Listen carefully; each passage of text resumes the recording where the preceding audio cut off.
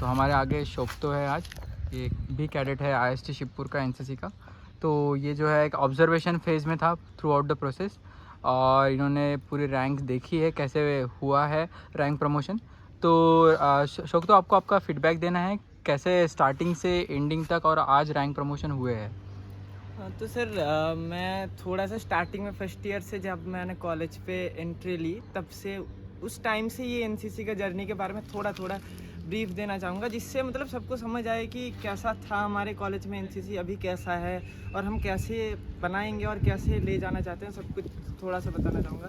जैसे first year में आए थे तो सर हमारे फर्स्ट ईयर में पीटी और पीटी या पैरेड और एनसीसी एनएसएस 3 ऑप्शंस दिए जाते थे। उनमें से सर हम लोग कुछ बच्चे एनसीसी लेना चाहते थे, बट ऐसा हुआ कि बच्चों में से कमी रह गई। मतलब फर्स्ट ईयर में मैं ऐसे बोल रहे थे इनो सर कि 35 बच्चों की ज़रूरत पड़ती है, बट फर्स्ट ईयर में 35 बच्चे हम लोग जुगाड़ नहीं कर पा रहे थे जो एनसीसी में आना चाहते हैं, तो इसलिए रुक गया था। फिर इवन मुझे मतलब ऑलमोस्ट हमारा ये एनआईटी है, ऑलमोस्ट सारे एनआईटीज़ में हमें पता है कि एनसीसी चलता है, बट यहाँ पे आके जब पता चल रहा है कि इस कॉलेज में एनसीसी नहीं है तो बहुत बुरा लगा।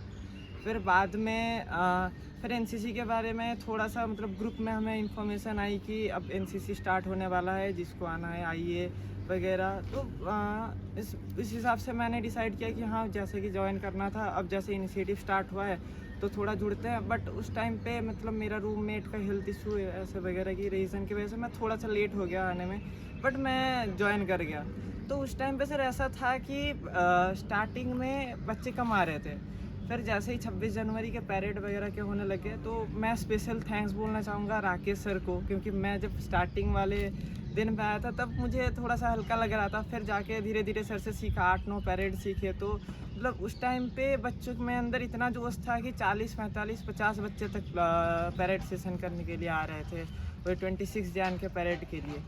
तो फिर उस तरीके से जब उस टाइम पे एक डिसिप्लिन नाम की कोई चीज़ नहीं थी हमारे कॉलेज में, एनसीसी नाम की कोई नामो सौगंध नहीं था, उस टाइम से जब यहाँ पे आ गए तो बहुत अच्छा लग रहा है। और बाकी रहा सर जो रैंक्स की, तो रैंक्स में मैं रियली बहुत थैंकफुल हूँ यहाँ के जो सारे, एक्चुअली इस अभी तक के लिए तो सारे सेम ही कैडेट्स थे, बट वहाँ पे जो सीनियर्स ने जिस तरीके से लेके गए कि पहले उन्होंने ग्रुप में इन्फॉर्म किया कि जिन जिन को रैंक चाहिए अपना नाम भेजो, जिससे उसके बाद हम लोग इसके सिलेक्शन प्रोसीड्योर के तरफ से जाएंगे। इसका मतलब पूरा ये था कि यहाँ पे कोई नेपोटिज्म नहीं चल रहा, कोई फेमिनिज्म नहीं चल रहा, आपके पास योग्यता है तो आपको रैंक मिलने वाली है। तो उसके बाद वहाँ पे बच्चों ने नाम भी दिया अपने, टोटल 23 कैडेट्स ने उनके नाम दिए थे, उनमें से 3 बच्चों का मतलब 3 HD एंड 3 SW ऐसे करके सिलेक्ट करने वाले थे। तो इस हिसाब से हुआ। एंड इवन 2-3 दिन पहले जैसे आज रैंक प्रमोशन होने वाला था, इसका इन्फॉर्मेशन पहले 1 हफ्ते पहले दिया गया। फिर कल भी मैसेज में डाला गया था कि आप आ जाना है, आपको देना है। और इवन मार्क्स डिस्ट्रीब्यूशन भी बताया गया था कि डीएसटी के लिए आपका 20 मार्क्स है, एंड बाकी आपका यूनिफॉर्म के लिए 10 मार्क्स है, आपका अटेंडेंस के लिए 10 मार्क्स है, एंड आपका इंटरव्यू 10 मार्क्स है। यहाँ पे एक बात जो है कि अटेंडेंस का नंबर भी ऐड किया गया था, ये बहुत अच्छी बात है, क्योंकि कुछ बच्चे ऐसे थे कि जो पहले से एनसीसी किए हुए थे तो उनको ज़्यादा एज मिल रहा था, बट यहाँ पे जब कुछ बच्चे नया जाने कि एनसीसी ऐसे होता है, उन्होंने जब अपना इनिशिएटिव दिया और मेहनत की, तो उस टाइम पे इनका अटेंडेंस ऐड होना बहुत ज़रूरी था, क्योंकि पुराने बहुत सारे बच्चे ऐसे थे कि जो आते नहीं थे बट उनके पास स्किल थी। तो इसलिए इन दोनों को सिमिलर पोजीशन पे लाने के लिए ये बहुत अच्छा इनिशिएटिव था। इसके बाद तो हमारे बीएसयू सर आए थे, अभिषेक सर, एंड डीबी कॉलेज के बहुत सारे सीनियर्स भी आए थे, और यहाँ पे अच्छी तरीके से सिस्टमेटिक वे से यहाँ पे रैंक प्रमोशन करवाया गया है, सबका अपना अपना मार्क्स दिलवाया गया है, सबको बताया गया है कि आपके यहाँ पे कहाँ पे आप इम्प्रूव कर सकते हो और आपको और भी काम करना है, आपने टोटल कितने मार्क्स ऑब्टेन किए हैं, ये सारी चीज़ें बताई गई है। तो ये एक बहुत ही क्रिस्टल क्लियर एक प्रोसीड्योर था रैंक प्रमोट करने का। और एज ए विजुअलाइज़र मैं यहाँ पे था, पूरा रैंक कैसे लिया जा रहा है, डीएसटी टेस्ट कैसे लिया जा रहा है, इंटरव्यू कैसे किया जा रहा है, कंडक्ट किया जा रहा है, ये सारी चीज़ें देखा। तो मतलब एक अच्छा खुद दिल से सुकून है कि हाँ अच्छे से यहाँ पे काम करवाया गया। और मुझे लगता है कि जितने भी सारे रैंक लाए हैं वो सारे इस पद के हकदार थे, और एक हकदार इंसान को उसका रैंक मिला, तो ये बहुत खुशी की बात है सर।